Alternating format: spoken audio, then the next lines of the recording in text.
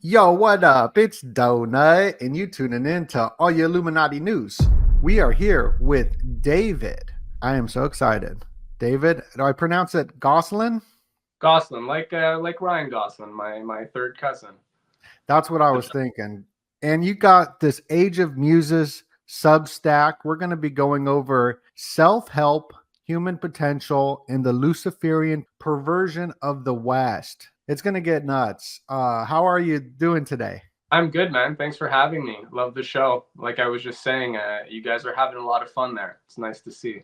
Yeah, so Matt Arrett, I recently did a show with him on the Knights Templars, and I discovered him through his Mind Control, Rockefeller, and the Clintons in the UFO Agenda article, which I thought was fabulous. And you wrote an article on his Canadian Patriot, Slaying Mithra. What does this mean when you see it? As we've been going over Mithra, we've been going over the Elyn Institute, the Mind Control. What would you say this title means? Because it's a very captivating title. Right. Well, as Matt has been going over these old school Roman Empire, Mithraic cults and everything around that, I mean, they never really went away, especially if we consider like the Templars and the crusading, this kind of thing. In the theme with this article, though, is that these are Eastern cults, right? So Mithra was originally a Persian solar deity. And it's very common, though, if we look at most of the cults, that the Roman Empire is important to the West. They're Eastern cults, right? So they take certain things and synthesize them, and they create new cults out of this, right? The priesthoods create these new mystery religions, mystery being very important. Slaying Mithra, Mithra was the guy who slays the bull. So we got to slay the guy doing the slaying, in a sense. That's the first degree. And then just the idea of like self-help, human potential. We've all seen it, this self-actualization stuff where like you're going to reach your fully actualized self and you just have to, dissolve your ego and break away from all the limiting beliefs. Yeah, it's a rich dad and, you're going to become like Oprah or what? The next Joe Rogan, take some acid, with your buddies and, quit your job, leave your relationship, start playing the bongos, and you're going to explode and you're going to attain your full self. We've been really exposing over here is that whole psyop for sure. Yeah. So yeah, that's the gist of it. And, the Luciferian perversion of the West. I was thinking a lot about once I start to look into more of this self-help stuff. For example, Dianetics, L. Ron Hubbard's Dianetics, which became the template for Scientology. That's what Scientologists practice. It's Dianetics, essentially. This is one of the first self-help books. And I had just walked into my godmother's house during the holidays, and I saw this on a stack of books. She doesn't, not Scientologist or anything, but she has a lot of books. And I was like, what the heck is this? And you start reading it, and it's like America's #1 self-help bestseller, The Modern Science of Mental Health. You turn it to the back, tell me if this sounds familiar. How can you maintain a positive attitude? What is the source of stress, problems, and negative emotions in your life? What is stopping you from accomplishing what you want? How can you get in control of your life instead of life controlling you? Goes on. Explosive #1 best help seller with the power to change your life. Sold over 100,000 copies, which I don't believe. They probably bought them and resold them, kind of thing. And But was you get that book L. Ron Hubbard's book? Yeah. So, you start to get, there's a million of these, right? There's a million, like fast forward to Tony Robbins, which was very much inspired by psycho-cybernetics, and fast forward to Twitter and like the countless life coaches and gurus. And the thing about all this is it's self-centric, if you will. It's all based on the self. And that's where, Do what thou will. yeah, if people aren't careful, you're being fed something. This is like Tony Robbins is the exoteric sort of popular consumption form of that. But that's the whole point with cults is that, as you go into these different cults and you ascend into different levels, you're promised knowledge or gnosis of, secrets. And this is how you're going to achieve these higher powers. This is how you're going to be initiated into the X-Men, if you will. Oh, okay. Okay. I can't wait to get into the X-Men stuff with Aldous Huxley. There's just so much, all the topics that you talk about. This is going to be so valuable. And you just coming straight out the gate with the L. Ron Hubbard. I know that Marx Hubbard also was part of Esalen Institute. Yeah, there's a lot of gurus, right? So if we just like zoom out and we just appreciate this whole, in the West at least, right? Because the thing is, a lot of this is they're saying the Theosophists and these guys, they went to India, Crowley, they're all kind of dropping. If you hear the names that they're dropping, the spirits, a lot of it has a kind of Eastern feel to it. And so they're all, the idea being that they're importing, or we're rediscovering the Western civilization is being reintroduced to these archaic techniques in ecstasy, means of achieving mystical states, accessing mystical states. The main idea being that with the advent of Christianity and even classical Greece, Plato, Socrates, there's an emphasis on developing your powers of reason, right? And that the senses are a shadow world, but there's something more that we can apprehend once we fully cultivate our reason. They're saying that's bad. Like, that's where it all went wrong, because now man became stuck in his head and he became sick and neurotic. And obviously there's all sorts of mental health stuff, and there always has been, though, but there's been in the media, right, this is really pumped up, and a lot of simple solutions to living good lives are sort of just skipped over, right? Like simple truths that if we don't practice them, for sure, life gets a bit confusing. But that's that selling point for every cult, right? That's what becomes clear as we study cult creation, and which is the kind of thing that Esalen and all these nodes, this does veer into the Mansonian, right? How do you create artificial families? That's what cults are. And so who is drawn to these artificial family systems? They're often people that don't have a sense of family and a sense of belonging. And there's a million different reasons for why we could feel that. And a lot of them are, legitimate, right? People come from all sorts of backgrounds, but then that's the access point, right? So then you promise people, there's a promise of self-actualization, of you're going to become whole.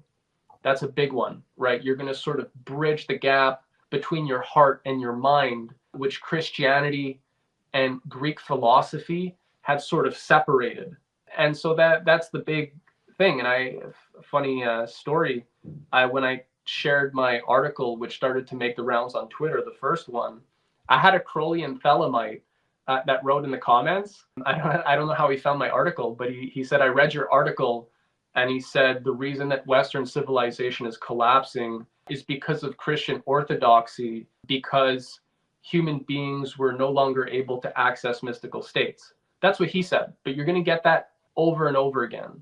This Thelemite, dilemma, this is Aleister Crowley, one who does as he pleases. So do what thou will. Or going back to even Hassan Asaba, the assassin order, everything is permissible. And I was just watching the Fresh and Fit podcast, and they had Eastern Orthodox on there kind of arguing with some of the guests.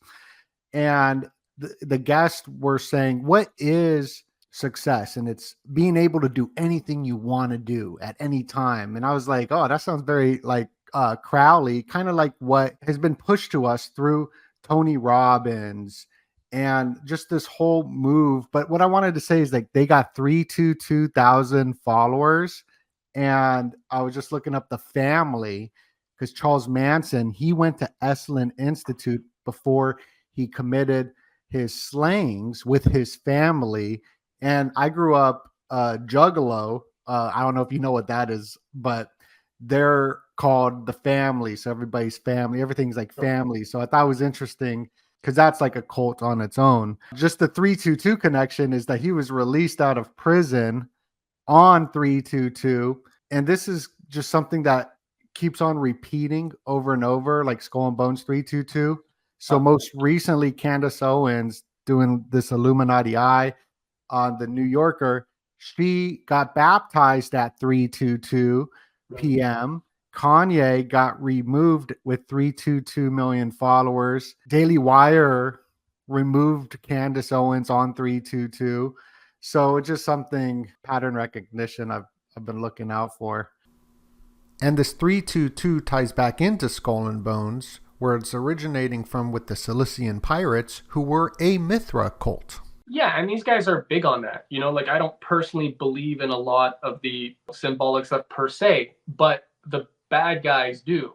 In the sense like they do have a lot. That is there. So it's not like, yeah, it can be a red flag. People, some pattern association. It can go both ways. It's a double-edged sword, right? But yeah, absolutely. And I was just going to say though, I think part of the problem that people have when we start to wade into these waters is everybody's got this cartoonish plastic devil horns style idea of Satanism. And so when you start talking about certain things, they're saying, oh, like you're talking about conspiracies and da-da-da, and like crazy ideas. It's like, well, actually, no, you have crazy cartoonish ideas in your head. And that's why there are certain things that you don't see, because you're saying, well, there's no guy with dude with devil horns sacrificing on the stage, although they're starting to like act that out playfully, right? So like you're just crazy. I don't see any of that. But there's a distinction to make when we talk about the Luciferian and the Crowleyan and all these things, is that like Satanism is technically, it's the worship of Satan, if you will. But then the Luciferian, it's the worship of the self, right? And that's why Crowley thelema, right? It's the divine will. It's that it's your will. That's how you tap into the divine, is by actualizing your will and breaking away from everything, i.e. societal norms and the culture and all that, your family, that you'll access this higher divine thing. And the problem is, obviously, we do all have a unique self. There's overcorrection, you could say, or traditionally there's been an overcorrection where the other extreme, like the radical orthodox, is just like, don't do this, don't do that, don't sin, follow these rules. And finally, it's like conformity is to an extreme degree. That's not good either. If everybody's a unique image of God, that means everybody has a unique self, has a unique spiritual journey, and things they have to develop, right? We all have talents and gifts. Unique thumbprint. Yeah, so there's plenty of signs there. So it can go either way. The Luciferian is it's the other extreme, but obviously it's going to take abuses, let's say, from our actual culture.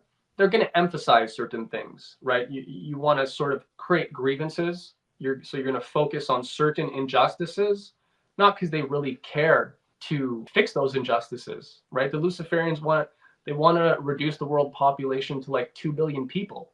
So all this talk of compassion and, nature and openness and all this stuff, it's a lie, right? That's just how they're framing it to make somebody feel good, because we've all been in the world. So we've all seen things that are like, hey, this isn't right.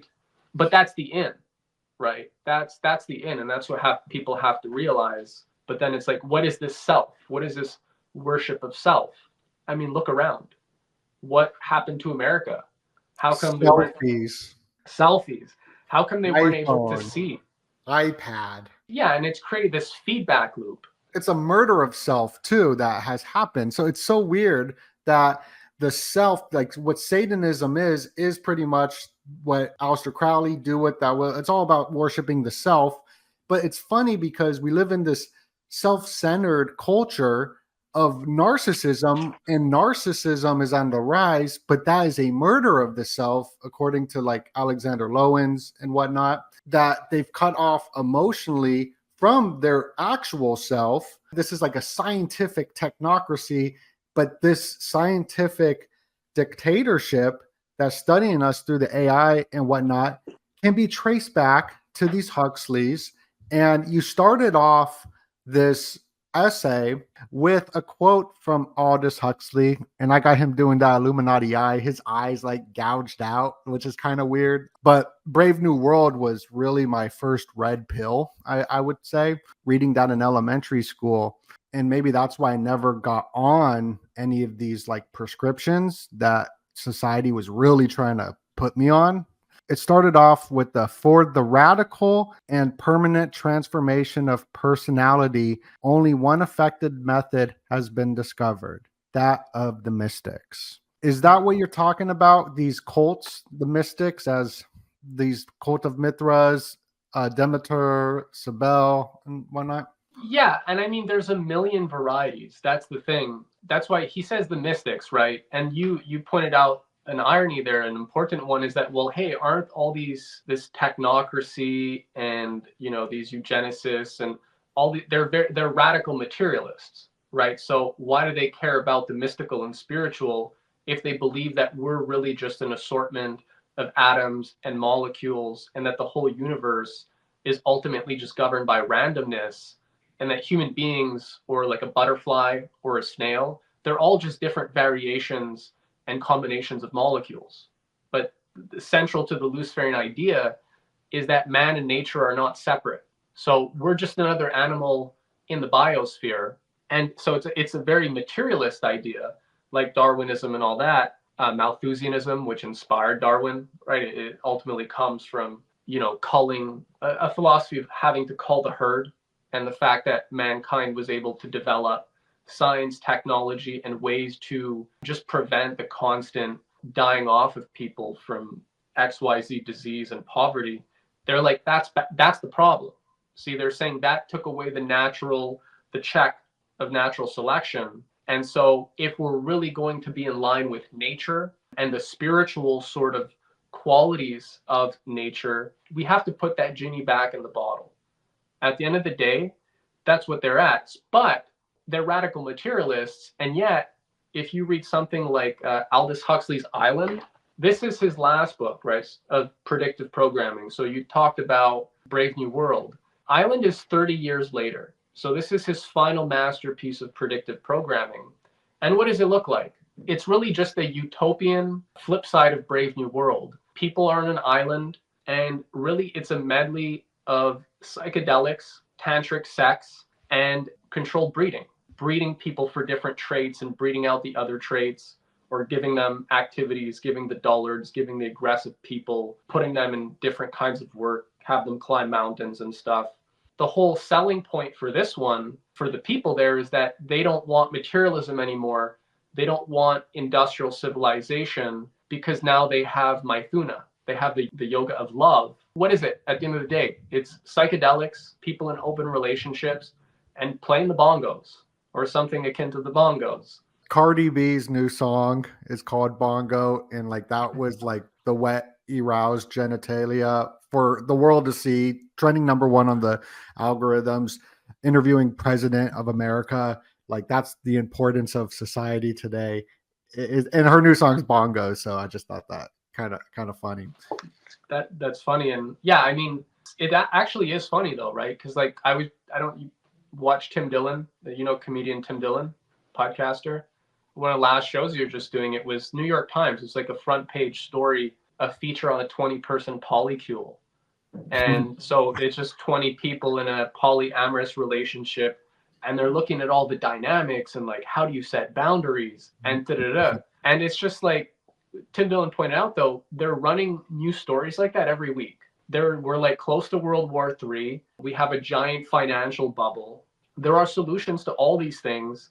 And yet the paper of record is leading with, here's what you need to know about a 20-person polycule.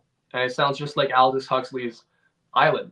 I got to read that book. That's crazy. But here's another Aldous Huxley book, The Doors of Perception, which inspired The Doors with its military connections to that band. And here's the Beatles' Yellow Submarine, and it's all the doors. It's like the doors of perception. And this is all about the acid taking. Even Pierre Bernard, a banker, the great who was putting underage girls under mind control and even got arrested for it, is the guy like responsible for bringing yoga to the West as well. So more of like the East stuff. Not saying that stretching and calisthenics is a bad thing. It's just that why is a banker in charge of all this? I mean, it is absolutely wild. You even got Bloomberg has his own Mithraeum. That's a fun fact. We've been covering Mithra quite a bit, but what I love about you, what I love about Matthew Arrett?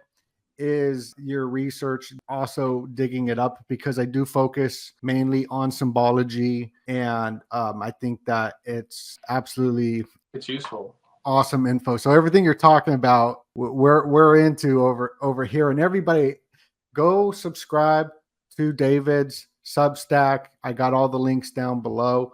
Just to remind everybody to do that, and like the video and share it out.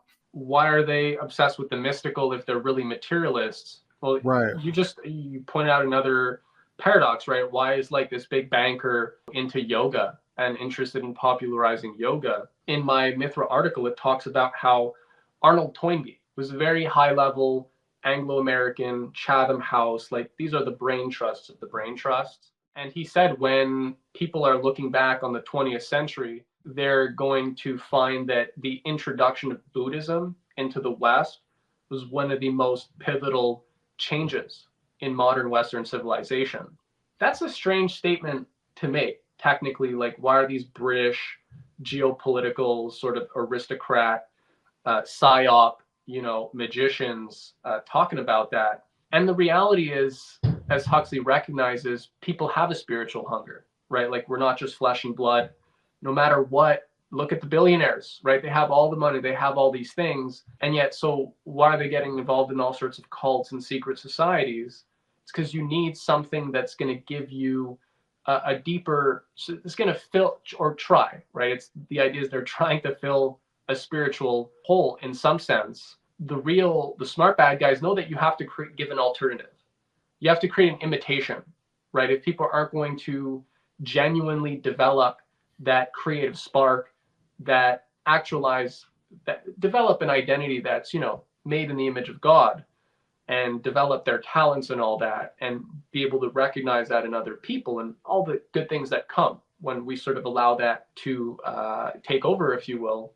If you don't want people to do that because of the implications in terms of economics, society, morals, that's the big thing at the beginning of my article. It's that their issue is the Renaissance and the legacy going back to Christianity in ancient Greece that was rebirthed with the Golden Renaissance, where this idea of man being made in the image of God, idea being that the microcosm and the macrocosm, the mind of man, the ordering of the mind, and the ordering of the universe are coherent. The universe is not irrational, and we all have this Promethean spark. We have this ability to develop and master knowledge of fire for the greater good. And that's the genie that was let out of the bottle with the Renaissance. That's what the bad guys in the Stanford Research Institute document, the Changing Images of Man, they're like, that's the thing we need to change. How do we create a new image of man that doesn't have this separation between man and the rest of nature, in the sense that man is unique?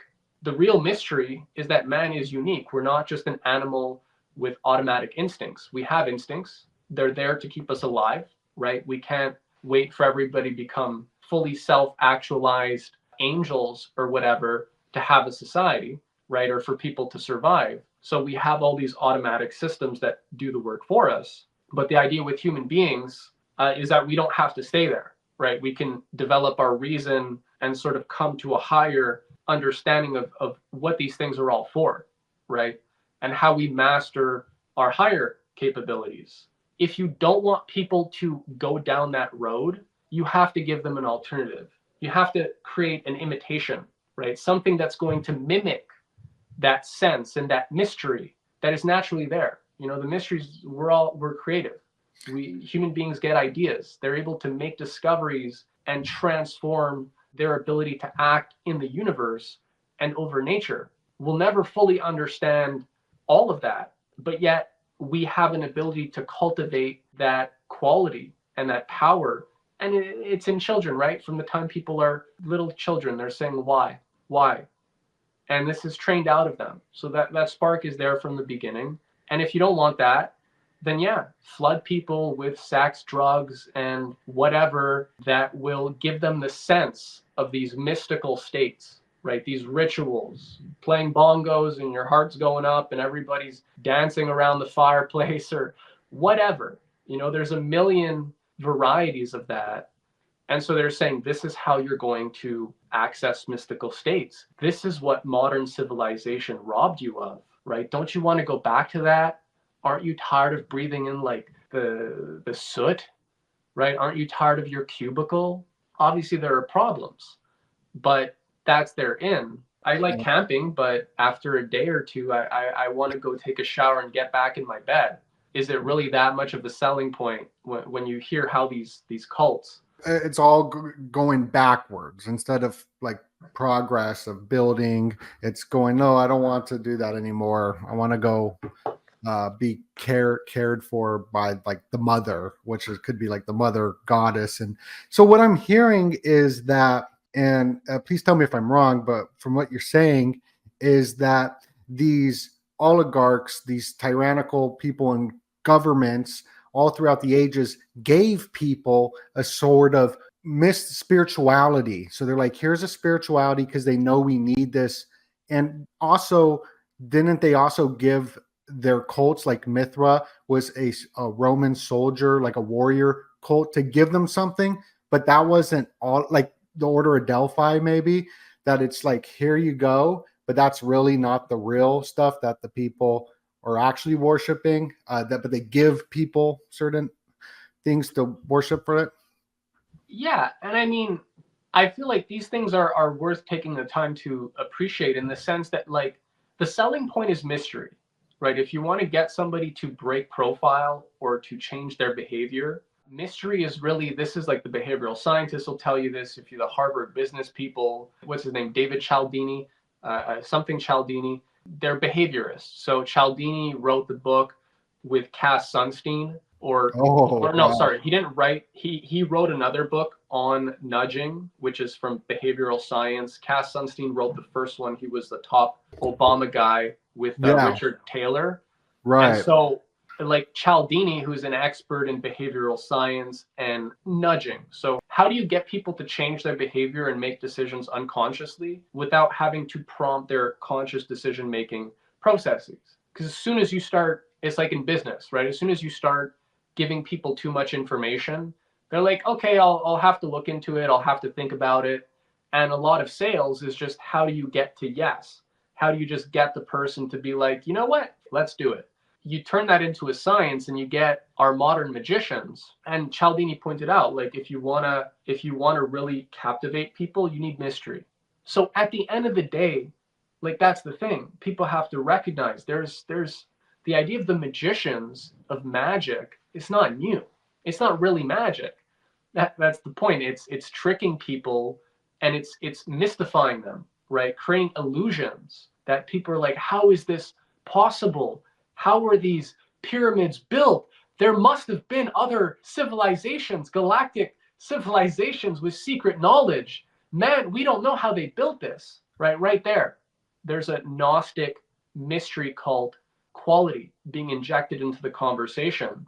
Tucker Carlson, he's on Joe Rogan, and right out of the gate, aliens. My source is aliens. Yeah. And even Joe Rogan is like, what if this is like a military disinformation psyop? Or he's like, do we really have any evidence? And so, wow, he actually said that. Yeah, and Tucker, he went full hog. So that's a tell. The alien stuff, whether we're talking about the magic of like psychedelics and like dissolving your ego and having this mystical experience, or it's the alien gnosis, right, of lost civilizations, this idea of mystery is everywhere. And it does work, right? Like, and people have a natural hunger. But what is that hunger really? That's what I think, to like really fight the bad guys. The whole idea is we do need to have this.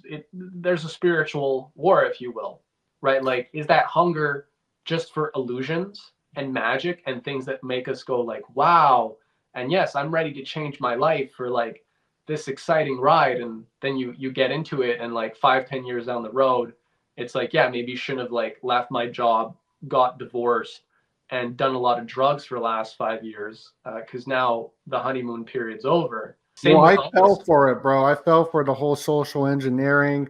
Like, I became very addicted to the smoking pot and other substances and all that. We've all and Yeah, and but I got sober, and I'm almost at my 9 year sober mark.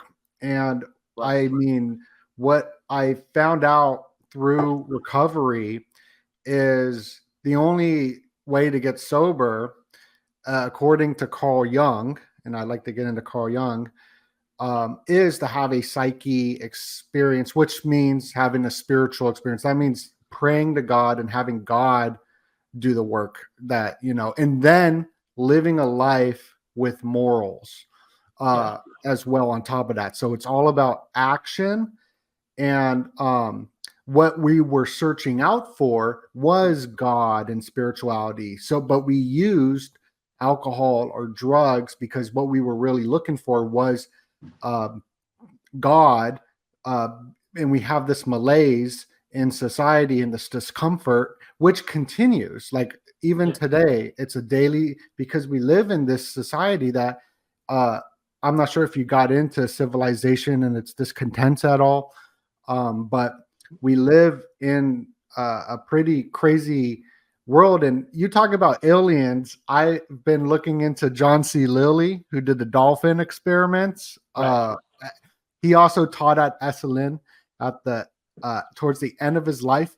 What's your thoughts before we get into Esalen of all of these different people? First with Oprah, The Secret, but now with the most Googled man in America, Muslim, Ben Shapiro, Jewish, Candace Owens at 322, baptizing, Russell Brand doing weird symbolism and then being baptized, fresh and fit. Everybody pushing Right, religion right. now in the red pill movement, but they're also telling us like stuff that seems to not align with maybe the way Christ lived and whatnot. What's your thoughts on all that? Do you I think that's mean, what's this going is on? what a lot of that motivated me to write this article, right? And it's in two parts. So yeah, anybody who is, if people read the first part, like, and it kind of ends on like a cliffhanger, there's a second part. It's all on Age of Muses or Matt's Canadian Patriot. I got But the link down below, everybody. So go check it out. that's it. This is the issue, right? Like we're seeing there's a new repatterning that's going on, and it's happening really fast. It's impressive. I like to give the bad guys credit, where credit is due. And yeah, like because people are now industrial civilized, they've been trying to create this post-industrial utopia for a while. Like again, I cover this and I link to other previous papers where I go more into it. The Stanford Research Institute is saying we need to eliminate this Judeo-Christian ethic that culminated in the Golden Renaissance. So it's not just like it's a very specific idea where with the Renaissance you had the idea that because every individual is in the image of the Creator, everybody has access to God and the divine. It's not something that needs to be mediated by a secret priesthood. You don't need to join a cult to access mystical states of consciousness and all that. And so obviously they're going to create that to sell that to you, but that because everybody has this capax day, this godlike spark, godlike capacity, reason, right? We like children asking why, and that hunger to sort of understand and understand ourselves, understand God, understand nature. People having that as an identity unleash science. This is what they say. They write, interestingly, the Renaissance scholars turned to the Greeks to rediscover the empirical method. The Greeks possessed an objective science of things, quote, out there, which D. Campbell terms the epistemology of the other. This was the basic notion that nature was governed by laws and principles which could be discovered. And it was this that the Renaissance scholars then developed into science as we have come to know it. That sentence right there is what I'd say most of the spiritual, theological, economic, political debates, they're not appreciating what here the bad guys cleanly lay out. I think that's important because it's like the real ones are smart, right? The Luciferians are either really dumb or they're very intelligent. And I think there's a lot of good people where we're all just in the middle and you don't realize that there are these some people have a very sophisticated understanding of these things. like these SRI Especially guys. with AI involved in it as well, with our cell phones and the haptech technologies. Like, it's on another level. Yeah, and the key here, again, it's called the changing images of man. So they're saying, how do we change the self-image that man has of himself? And like further in the report, they write, like in psychotherapy, right, and in any kind of therapy, one of the biggest obstacles that people encounter when they're trying to change is this self-image that even, you know, people want to get sober, they want to do this, they want to like change their lives, and they're going through all the right motions and they're doing all the right things, but there's something that just keeps pulling them back. And so what they're observing here, which is just comes from the studies of psychotherapy and clinical work and all that, is that unless people change that fundamental self-image, which is like a felt thought, right? It's not something intellectual. Unless there's a way to undo that, people will tend to just revert back, or they won't make it all the way, right? And if you go half the way, sometimes it gets even crazier. So would that be the ego, the self-image? I think it's a part of it in the sense that like people are going to give different names to it. It's a bit more the ego, sure, and that this specifically like here the self-image, for example, is associated with this Judeo-Christian image of man in the image of the Creator, having access to the powers of reason. Therefore, what they're saying though is this unleashed a culture of individualism where people Oh, were not just beholden to superstition or just like a rarefied form of religion without actually getting into, you know, developing these higher godlike powers, right? Not just going through the motions. There was a change with the Renaissance where this idea became very popular. Dante's comedy, you know, the Commedia, Dante goes from hell to paradise. But what is paradise? It's not just like he's just jogging on a road and it's all diamonds and there's just like fruits and sex everywhere and everything you could possibly, you know, that the senses could possibly desire. Beatrice is taking him through a journey of discovery, right? He's asking questions. Why are there those black spots on the moon? Why are things like that? Why are things like this? He gets this childlike awe, right, at the mysteries of the universe and wanting to get acquainted with those mysteries, which is getting acquainted with God. And so he keeps going deeper and deeper, and that's how he ascends. oh, that's So dope. that's a metaphor for kind of what happened with the Renaissance. And so naturally, you're not dependent on these secret initiations and priesthoods to develop your mind. And it's a conscious thing at this point. It's not just some people that have it and they're magicians or they're Gnostics, right? They're knowers. It's the idea Eckhart that it's Tolle. universal. It's universal. And so you got to break that. And if we can put our behavioral science, psycho-cybernetics cap on, okay, so we're magicians. How are we going to change this self-image that man has of himself? And what is the more, what image do we need to create? And so then they go through it. They're saying we need we need to go from an age of abundance to an age of new scarcity, is what they call it. So this is the 1970s. They're saying we need a new scarcity, and we have to proceed with the idea that man has to do more with less, that Earth is fragile, and that the previous culture that was unleashed with the Renaissance and the tradition that that's bound by has led us to an unsustainable way of living on the planet, and man is destroying the planet. And so we need to put the Promethean fire back. And how are we going to do that? Well, we need a new ecological ethic. And so it's this Gaia-centric thing, which all of a sudden, lo and behold, I mean, it's not new. They're going back to the old Roman and Greek, you know, pagan earth cults, nature mysticism, of which Mithraism was, as Carl Jung remarks and is in he's quoted in my piece, Mithraism was considered like the holy grail of nature mysticism.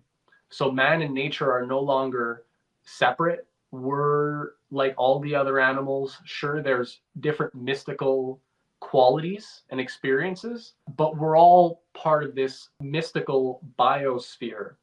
And the way that we achieve spiritual fulfillment is by tapping into this mystical sort of energy and through these rites and rituals, which is really just get people into a frenzy. Get out the bongos, get out the drugs, rev up the polycules. Everybody's going to get in touch with that, missing part of themselves. Yeah, and you got bankers who were pushing the mushrooms on Life magazine, which was created by a Skull and Bones member. On top of all of that, Terrence McKenna's and all it it's all wherever we're at now. Especially, I like to look at the pop culture. What they're pushing people now is more of a Brave New World soma. I feel like more so with the population. And I've had some very interesting conversations with people who have been on these sort of pills for a long time and getting off of them, and even getting off of the pills that have been pushed. It's very dangerous. You can actually die from the withdrawal. Yeah. So, I mean, talk about total servitude, but a very fascinating conversation though that I had a few days ago about when Obama was running, because that was being flooded. Oxycontin was like the synthetic heroin was a thing, but that's what all the rappers push today is the scissor and the lean and the purple drink. And they make it fun. They make it sound cool. They make music for it. They make it sexy. Just like the hippie movement. It's crazy to see this going all the way back to the Eleusinian mysteries, that this is nothing new under the sun, that what's happening now being developed at places like the Elyn Institute. Can you tell us a little bit about Elyn? Yeah, so Elyn was created in 1963 in Big Sur, California. It's 1961 and 1963 by two of these guys. So basically, in my piece, I think I call it the mystery mecca, modern mystery mecca. A key concept here that Elyn, because we're talking psychedelics, we're talking all these drugs, and I know there are people who have positive experiences, right? It's not all bad, sure, but it's like anything else, right? Like a lot of the self-help stuff, it's neuro-linguistic programming. That's another thing that I've talked a lot about, which the book that developed where neuro-linguistic programming was introduced is called The Structure of Magic, and so it's a study of. Oh, you have that book? Yeah. But I've been, Richard Bangler. Yeah, there's part 1 and 2. That was part of the Andrew Tate, like the guy who was in control of the cult, the wizard. There was a video of him saying that he had everyone in Andrew Tate's cult read that book, so I bought it because we were going over memetic magic, meme magic, and the frogs. And he wrote a frog book before that, and all the like shaman stuff. But continue, yes. Yeah, so that's all that is. So that's key in the sense that. So Elyn is basically altered states is the key word here, that if people get like one concept out of it, is that the idea being the way we're going to break this idea of one reality, one God, one consciousness, even like the idea there's reason and all that. We got to create multiple gods, multiple consciousness, multiple reality. And so the way we're going to do it is through altered states. We're going to introduce, there are all these mystical ways that you can access all these hidden parts of yourself. And this is Terrence McKenna. He says like psychedelics introduces the idea that consciousness is not just one, right? Timothy Leary, same thing. Western Christianity, classical Greece impose this idea that there was one reality. And this has haunted man, he says, since that time. And so the way we're going to break that is we got to introduce new ways of accessing, quote, mystical and altered states. So Elyn was very much a vanguard of the psychedelic movement. And as you said, like all these different characters, all these gurus that we've heard about, they've all passed through Elyn.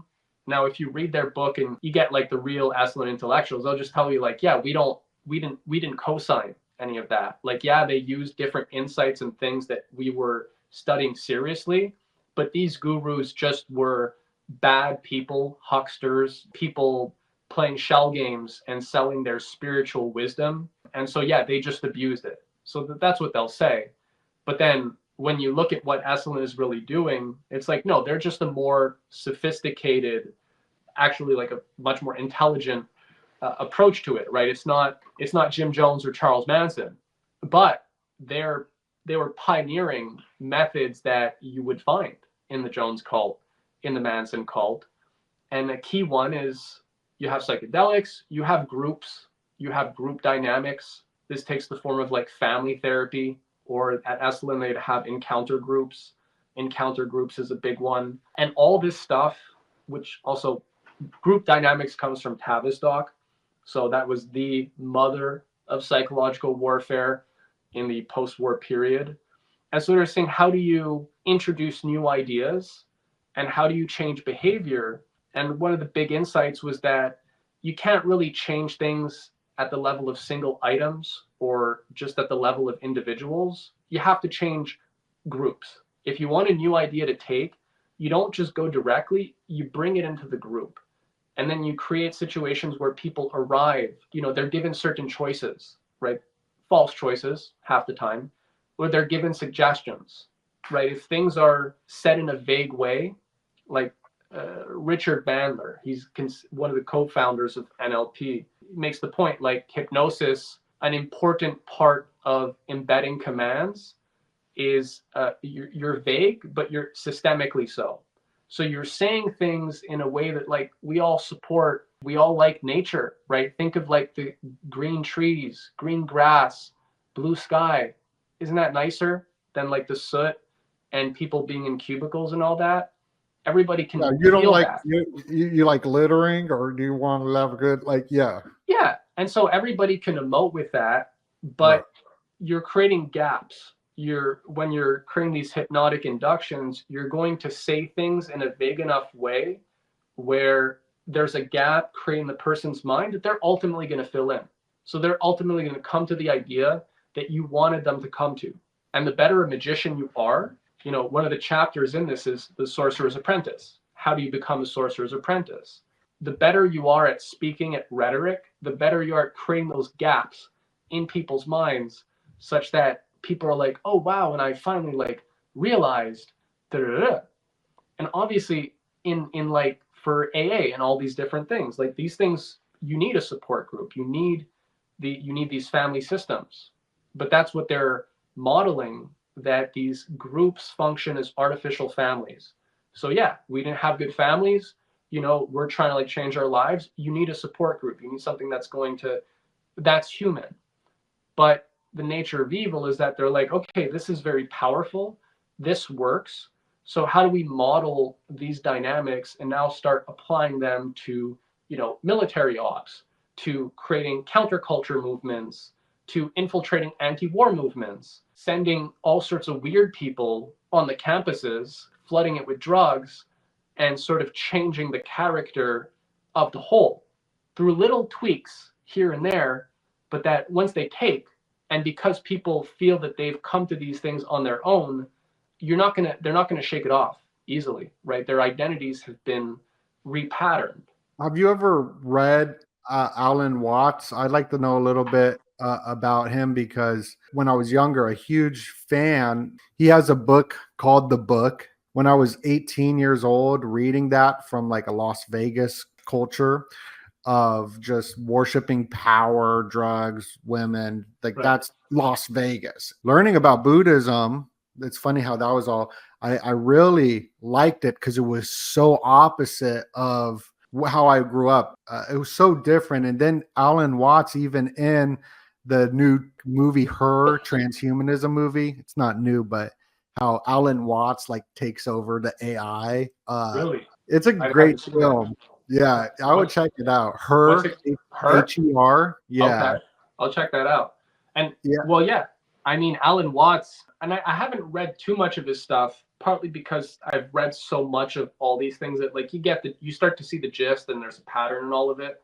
And he's heavily featured in the book that I used, like one of the main books that I used to write this 12,000 piece deep dive. So this is Esalen. This is the book that I read to write my the Slaying Mithra piece.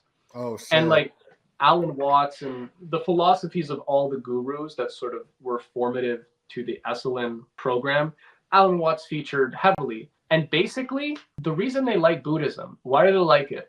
Because my contention, I think it can be shown, and if you speak to any genuine Buddhist, like in Asia, the actual classical Buddhism and the things that are the sort of foundation for the Chinese and Indian civilizations, they'll tell you, like, what Watts and these people was pushing is not the real thing. Right. Lo and Right. behold, they're taking certain elements that are useful and they're synthesizing it for a Western audience. And the main idea in the Theosophist tradition, for example, they'll talk about Christ consciousness. So what they're going to say is that, yes, like Christ was like a Buddha, right? So Christ, which is like the foundational sort of everything is tied into the image of Christ. They're saying Christ was an enlightened individual, just like the Buddha consciousness, Christ consciousness. And we're supposed to imitate Christ, right? Like any good Christian, you're supposed to imitate. Basically, Jesus is the Logos incarnate. He's the Word made flesh. And because we're in the image of God, yes, like every individual should be imitating the Logos made flesh, i.e. Jesus. Right. And so they'll take that and they're like, oh, yes.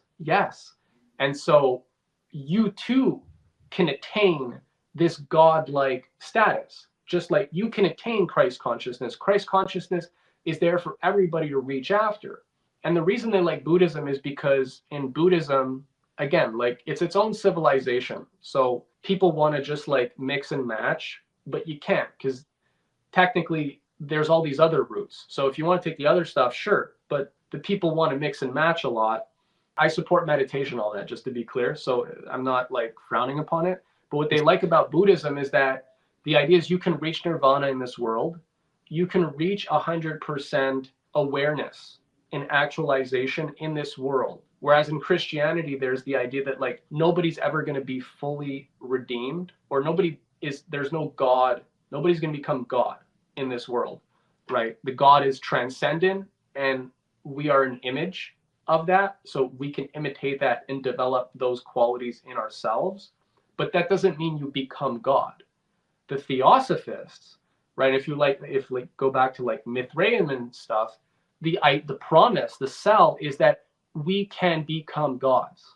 You can remove all those limiting ideas, all the shame and the moralizing and the dogma. You can throw that all away and you can become your full, whole, complete self. And then you'll be free. So that's their selling point. And so Buddhism, their superficial interpretation is like, yes, so we can all attain Buddha consciousness. We can all attain nirvana and redemption. And then you'll be whole and you'll be free. That's that's the sell, right? Then you just got to look at, who is Alan Watts, right? He's part of the Buddhist Theosophical Lodge.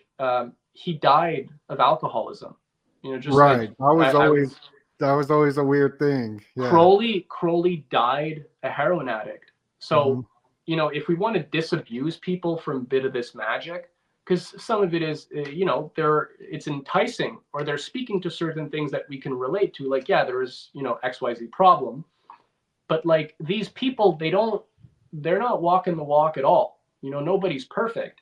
But if you're dying of, a heroin addiction in your 50s and 60s, or of alcoholism in your 50s and 60s, and you spent your life preaching about how this drugs and sexual liberation and all that is going to free you, and yet these people went full hog in all these things, they got snuffed out early through their lifestyles.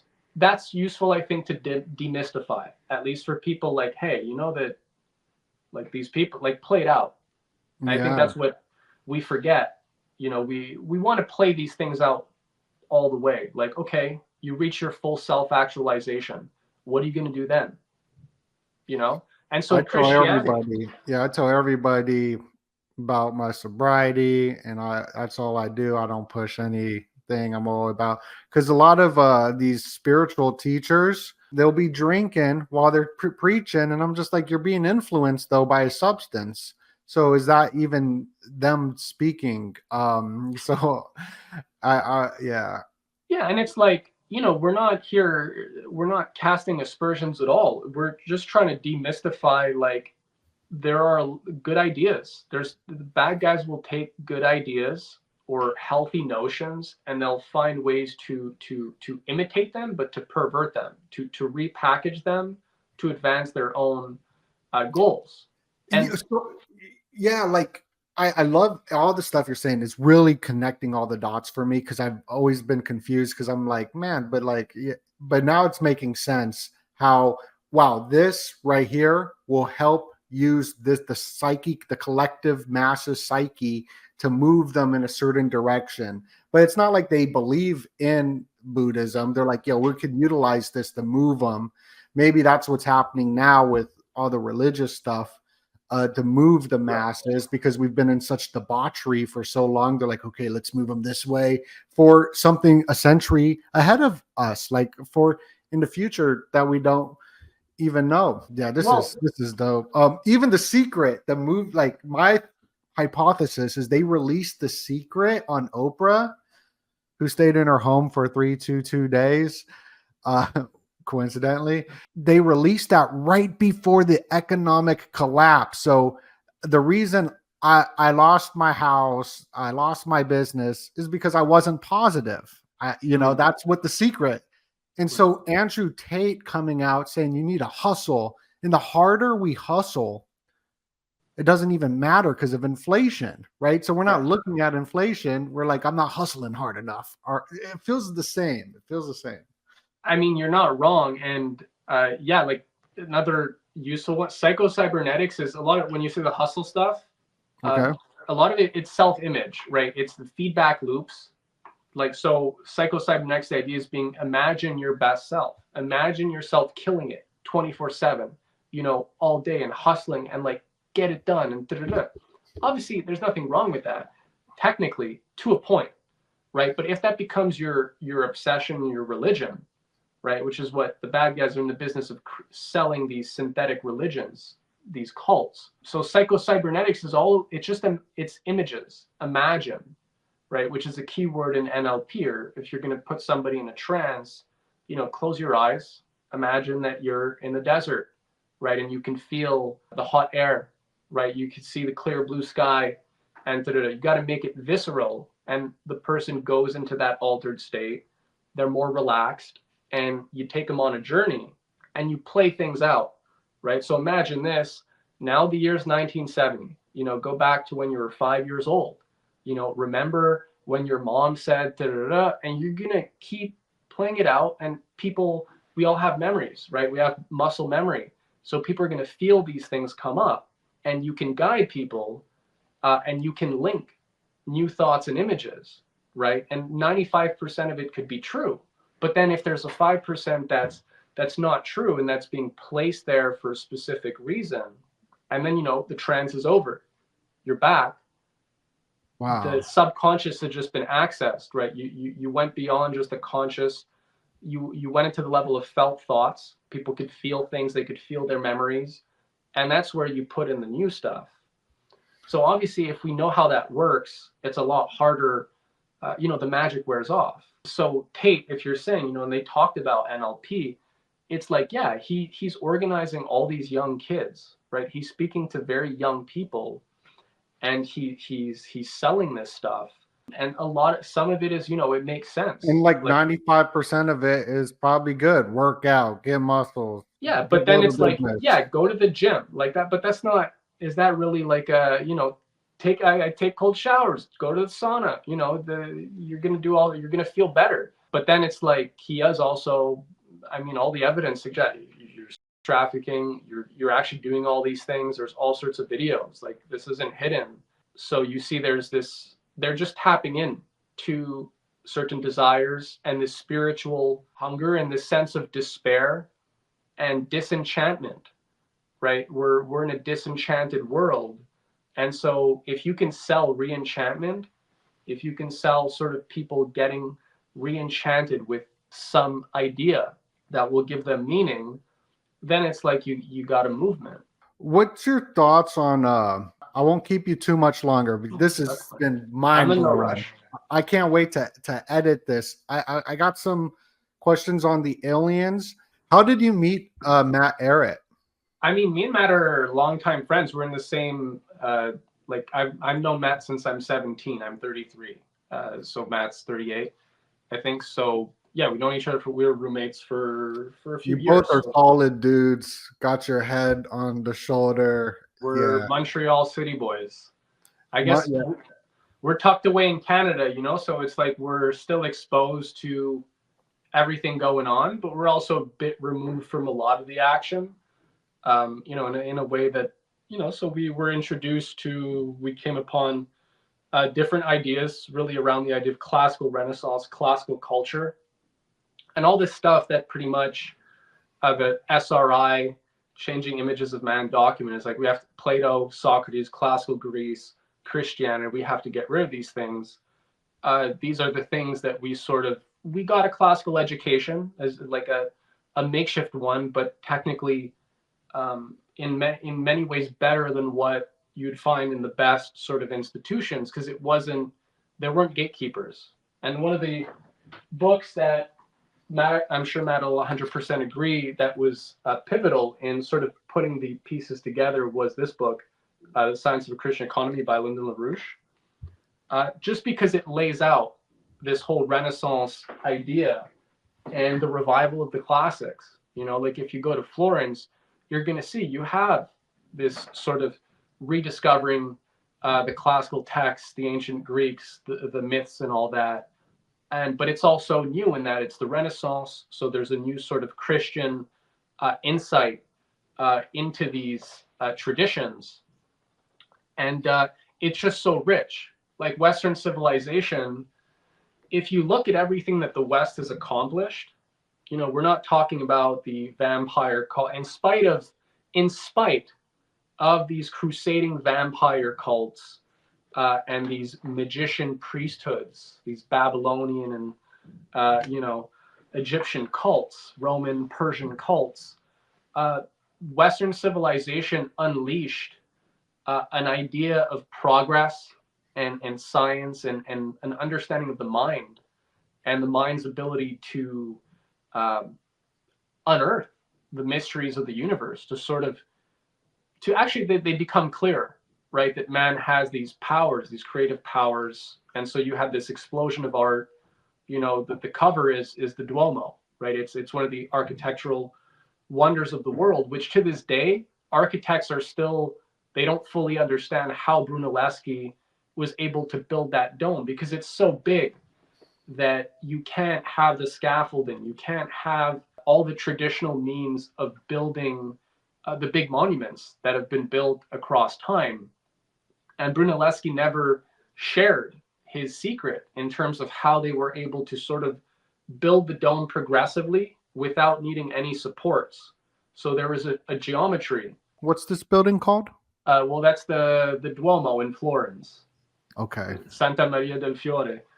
And so, yeah, that's the symbol that this city-state, which, you know, this is where Da Vinci was active, this is where Brunelleschi, Michelangelo, and a lot of minds. Jordan Maxwell, he always said, because I'm a big fan of his, but he says what needs to happen in like in the world in America is a new renaissance. That's what he said, and he's been talking about secret society since the 70s. And he always says that's the solution, is a new renaissance. And I find it interesting that Beyonce just titled her album Renaissance. And I'm like, I wonder if I'm not even wonder, but they're totally doing it. I asked what this was because I'm going to edit this video and show the images. So I wanted to make sure I showed the right one. Right. This is just like connecting dots. You and Matt, I'm big fans. Now I'm gonna have to just read all your articles too and get Wicked Smart. That's my journey. This is a Wicked Smart journey. I'd like to talk a little bit for a little bit more, since we got a little bit of time. I want to go through some of the key points of this article you wrote, and I have the links down below. Everybody, make sure to go subscribe to David's Substack. I got those, but I wanted to talk a little bit about UNESCO, Huxley, Huxley, Julian Huxley, who created UNESCO, coined the term transhumanist, and these aliens coming out of UNESCO heritage site is like it's all connected to this save the planet that we see in a lot of these slides that are all in the presentation of King Charles. Even this slide, behavioral. The whole schooling system was set up by like the Hopkins 322 Skull and Bones, going all the way back to William Wundt and Illuminati. All behavioralism. Pavlov dog got the bell ringing. Ding, ding, ding. Yeah. So I just want to get your thoughts on the Huxleys, the X-Men, the X Society, Twitter is now X, the aliens. I know I just threw a lot of crazy all together. Yeah, no, but that's it's like welcome to the world, right? That's what people are being. I'm surprised that, you know, even people are talking about like the Tucker Carlson interview and Joe Rogan, and it's all like, oh, this great clip and this great clip. It's like, guys, like, and what about the first, you know, what was it, 10-15 minutes where he's just railing about aliens, and that there's these, basically he's saying there are these supernatural or super normal. See, the one of the key words that Elyn uses, that like Huxley and the human potential, Aldous Huxley. So his brother is Julian, right? So right there's a connection when you start to see what one's working on and what the other's working on. It's the idea that there are these superpowers. Man has superpowers. In the East, they're called the siddhis. So like the meditation masters, right? You have different things you can do. Like if you can control your breathing, you know, I do breathing exercises and stuff. So like if you want to control your heart rate, if you're anxious, well, you can't tell your heart to slow down, or if your mind is busy. But the way you change your heart rate is you change your breathing. And so there are many different techniques that one can practice in terms of like breathing. You know, are you breathing in, you know, a certain amount, and then you extend the exhale. And, you know, there's different mental things that you can do as well. So there's a whole school, right? Like when you go into the East and you study, I have like these big books, right? There's a million different, it's a whole world, right, of meditation. They're called the siddhis in the East. So in the West, they're like, yes, X-Men, superpowers. Matt lent me this book, actually, Our Gods Wear Spandex. It's actually really fun.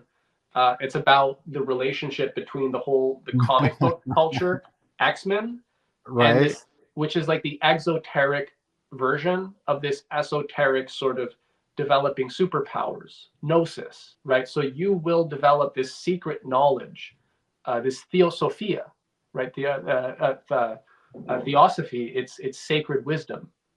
So this sacred wisdom is what's been hidden from everybody in our sort of modern world. And now we can finally get back in touch with it. And so people, in every way, they're being bombarded with this stuff, whether it's aliens or whether it's like DEI, right? Like all this sensitivity training and whatnot that they're like renaming in the schools. What is it all organized around? It's organized around this idea of a post-industrial new scarcity, right? That the biblical floods and fires of global warming unleashed by man's sins against Mother Nature, right? The dirtying of the purity of the earth goddess and all that is leading to our destruction. And so salvation is going to come by creating a new sustainable society. And everybody has their part, right? We all have this collective self-sacrifice. Yes, we're going to have to do more with less. Yes, people are going to have to sort of tighten their belt. But there's this moral sort of purpose and meaning thing that is hung over them, right? And shame is very much leveraged, that, you know, if you don't want to live in this post-industrial psychedelic utopia, you're selfish. You're just a materialist, bad person, really. And so it's that felt thought, right? Like this is in the younger people, right? When you're getting hit with all this stuff, when you're like 5, 10, look at all the evil that human beings have done compared to like the pure, contrasting with like nice and pure nature, despite the fact that like if you get rid of cities, if you get rid of industrial civilization, you want to see how quickly people, you want to see suffering, you want to see people dying of all sorts of horrific diseases, of infant mortality, like everybody just losing children, from day one and being traumatized with all these things. You're going to get that real fast. So they're not going to tell you that, right? They're just framing, think of the green trees, think of the grass, think of people dancing, being one with themselves, and you're not in a cubicle anymore. It's a trance. Alan Watts was really pushing and I really like what he was saying, but he was pushing the like, he's like, everything is squares that humans make, the cubicles, and we try to control that man creates squares and nature is all wiggles, which is true though. Like, and it's like, oh, that is interesting. Right. And you can learn some essence of that and open your mind to like, wow, that is kind of wild how, but it's like we're building societies and stuff like that. Like you need that stuff, but continue. Well, here's the thing, right? Like we can do a simple thought experiment here. What if, okay, we're in our current society, but we're building new Renaissance cities, right? We're building things like new Renaissance Duomos. We have new space programs, right? We're greening the deserts. We're developing fusion power, right? You're also going to have cost of living. Everything's going to go down. A lot of that is directly tied to, the energy availability. And like before even oil, think of like before and after fossil fuels. People don't realize that like what was available as power and how that defined the boundary conditions of human activity. Like I can take a train, I can go across the city, I can take, I can get place from A to B. The space-time is different, right? So before, space-time was much more, it was much more dispersed, right? You contract space-time when you have a high-speed rail linking your major civilizational hubs. And when these are linked with other civilizations, right, and you have that interplay, you can have, if that's based on real economic activity, based on developing man's creative powers, and that's what we're channeling in our economic activity, rather than monetarism, right, which is this, we're increasing the exchange of numbers, really of digits, and the values on paper, right? So it's an accounting thing more. And obviously, as long as you have a thriving sort of bubble financial sort of activity around that, yeah, there's abundance. But then don't forget, it's through globalization where we've utilized cheap labor. We've used free trade to sort of outsource our production so that it's made by essentially slave labor, so that it's cheap. The price, it appears cheap. But if you go back to like when made in America, everything used to be made in America. Like America was an industrial powerhouse, even for Europe, in the post-war period. Like Europe was not producing much. So America became this giant, this mecca of industry, of science, of innovation. And that's what really freaked the bad guys out. So because that population growth, greater standard of living, middle class appears.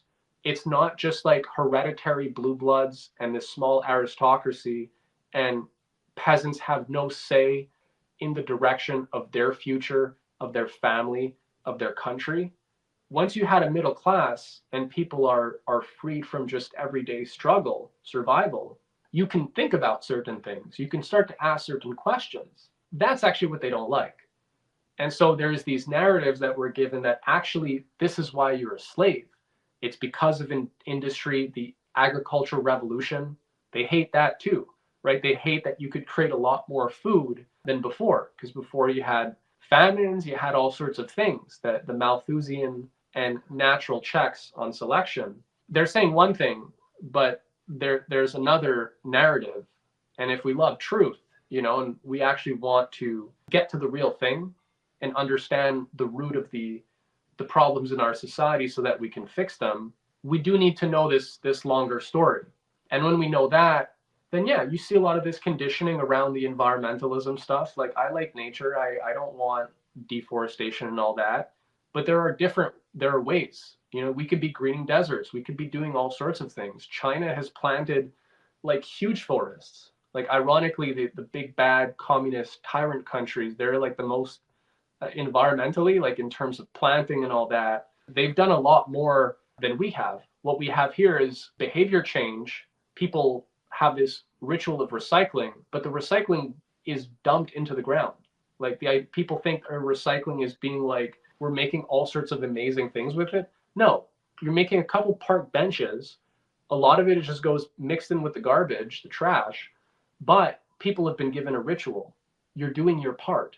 And so our society is governed by behavioral science. I think if we just put on our behavioral science cap, we can demystify a lot of these little things, these little nudges that are kind of everywhere to give people that feeling that you're doing something and da-da-da.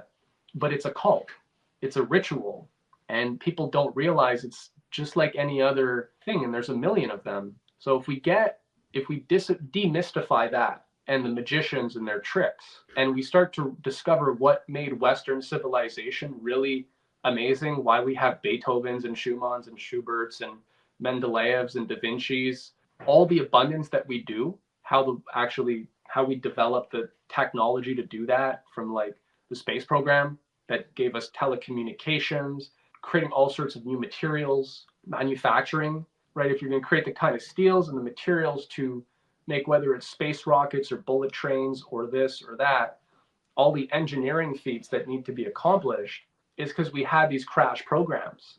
We had these transform the power of human labor using creativity. They hate that. Like, if people understand, the bad guys hate that. All the kumbaya, bongo, mumbo jumbo, it's really because they just want to trick you into giving up the Promethean fire, thinking you're going to be better off, in a camping permanently, basically. You're going to make that weekend camping trip into a forever thing. Oh, wow. I mean, solid. There's this, I love the show called The Office. I'm not sure if you've seen it, but of course, The Office. Yeah. They got Recyclops, how he started off peaceful, green, got the pineal third eye, and then eventually he wants to kill everybody at the end, Recyclops. Right, that's funny. Yeah, I thought that was pretty telling. But David, thank you so much for spending a little extra time with us today as well. Everybody got his article down below. Go read it. There's so much more in this that we didn't even cover. Here's your Substack. Go to the Substack, Age of Muses. If people go to ageofmuses.substack.com, that's my main thing. I'm on Twitter, I'm on these things, but if you go to my Substack, you'll get all the latest deep dives, and you'll be updated on the interviews and all the other stuff that I'm doing. We're going to be, we're working on our first film as well. So it's sort of intervention into the culture, sort of bringing some of these ideas that have been lost, bring them back to the forefront. So yeah, people can expect all that. If you sign up to ageofmuses.substack, you'll get updates and all that. Yeah. Thank you so much. Thanks for having me, man. Great show. Love the way you guys are having fun with it. It's great to see. Thank you. Smash that like button. Much love, everybody, and God bless you. Peace out. If you like the video, go subscribe to the Patreon. We release these and do these live streams early. Oh my goodness, we got some amazing new ones up there. Go hit join now. Cheaper than a bag of Skittles. Much love, and God bless you.